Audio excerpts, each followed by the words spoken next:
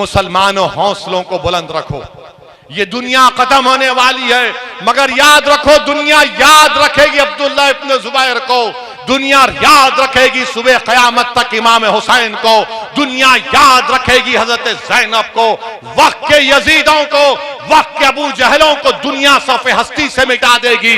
तुम पुरुम्मीद हो कि इंशाअल्लाह ताला हक कामयाब होगा। तो मुसलमानों तारीख का मुताला करो। मैं इसलिए कह रहा हूं कि तुम अपने हौसलों को बुलंद रखो। मैं आपको याद दिलाना चाह रहा हूं कि तुम जानते नौजवानों, अस्मा बिन्त अबू बकर कौन थी? अस्मा बिन्त अबू बकर कौन थी? अस्मा बिन्त अबू बकर हजरत सिद्दीक़ अकबर की साहबजादी थी। जब गारे सूर में रसूलुल्लाह सल्लल्लाहु अलैहि वसल्लम सिद्दीक़ अकबर के साथ थे, तो हजरत अस्मा बिन्त अबू बकर घर से खाना पकाकर उतनी ऊंची पहाड़ी पर रोज जाकर खाना देती थी। तो रसूलुल्लाह सल्लल्लाहु अलैहि वसल्लम ने उनको कहा, उनको लक़ब दिया कि ये ज़ातो ना तो खान है। वो अस्मा बिन्त अबू बकर, जब अबू जहल को मालूम हुआ कि मोहम्मद सल्लल्लाहु अलैहि वसल्लम जा चुके हैं, तो अस्मा बिन्त अबू बकर के घर को आकर उसने पूछा, बताओ अस्मा, कहां है तुम्हारा बाप और कहां है मोहम्मद सल्लल्लाहु अलैहि वसल्लम?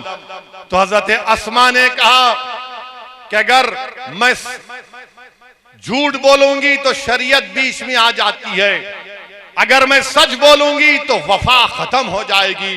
तो हजरत अस्मा बिन्त अबू बकर ने कहा कि सुन अबू जहल, सुनो वक्त के अबू जहल सुनो।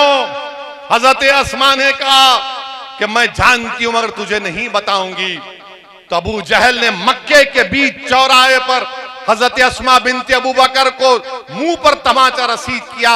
हजरत अस्मा बिन्त अबू बकर के कान में बाली थी, कान कट गया, खून निकलना शुरू हुआ, मगर वो फिर उस दिन अपने कान को कपड़ा लगाकर जब गारे सूर में अपने वालिद और रसूलुल्लाह सल्लल्लाहु अलैहि वसल्लम को उन्होंने खाना दिया, तो सिद्दीक़ अकबर ने अपनी बेटी से पूछा कि बेटी ये कपड़ा हटाओ, तुमने कपड़ा अपने मुंह पर क्यों लगा लिया?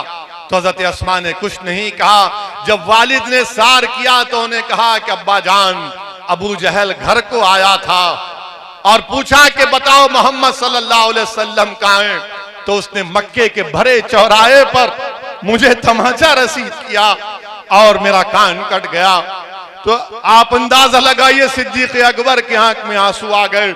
अल्लाह के रसूल सल्लल्लाहु अलैहि वसल्लम ने अपने हाथ अल्लाह की बारगाह में उठाकर दुआ की कि अल्लाह, मैं सिद्दीक़ अकबर से राजी हूं, इसके खानदान से राजी हूं, तू भी राजी हो जा सिद्दीक़ अकबर से। तो मुसलमानों तारीख का मुताला करो। मैं इसलिए कह रहा हूं कि तुम अपने हौसलों को बुलंद रखो। यही सिद्दीक़ अकबर की बेटी हज़रत अस्मा बिन्त अबू बकर, उनके बेटे अब्दुल्ला इब्न जुबैर, जो इमाम हुसैन की शहादत के बाद इमाम हुसैन के परचम को उठाया, तो जब हज्जाज मक्के पर हमला करने आया तो उन्हें अपनी माँ जो 100 साल की हो गई थी अस्मा बिन्त अबू बकर से कहा कि अम्मा जान, अब मैं जा रहा हूं हज्जाज से मुकाबला करने के लिए, मगर लोग कहते हैं हज्जाज बड़ा जालिम है, वो लोगों की चमड़ी उतार देता है। तो उस गयूर मां ने कहा कि सुनो अब्दुल्ला, जब बकरी को काटा जाता है या बकरे को काटा जाता है तो काटते वक्त तकलीफ होती, उसके बाद कुछ नहीं होता। फिर मां ने अपने बेटे से पूछा क्या तुम हक पर हो? तो बेटे ने कहा हाँ मां मैं हक पर हूं। तो मां ने कहा जा मेरे बेटे, अपनी जान को मोहम्मद सल्लल्लाहु अलैहि वसल्लम के दीन पर कुर्बान कर दे। और जब वो शहीद हो गए तो हज्जाज ने अब्दुल्ला इब्न जुबैर की लाश को मक्के में लगा दिया।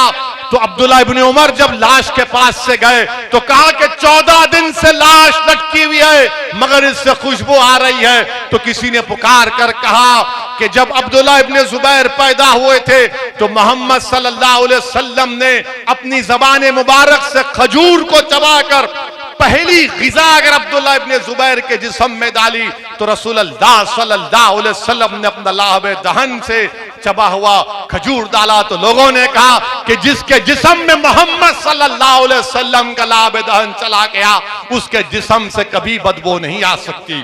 तो मुसलमानों हौसलों को बुलंद रखो। ये दुनिया खत्म होने वाली है मगर याद रखो दुनिया याद रखेगी अब्दुल्ला इब्न जुबैर को, दुनिया याद रखेगी सुबह क़यामत तक इमाम हुसैन को, दुनिया याद रखेगी हजरत ज़ैनब को, वक्त के यजीदों को, वक्त के अबू जहलों को दुनिया सफ़े हस्ती से मिटा देगी। तुम पुरुम्मीद हो कि इंशाअल्लाह ताला हक कामयाब होगा।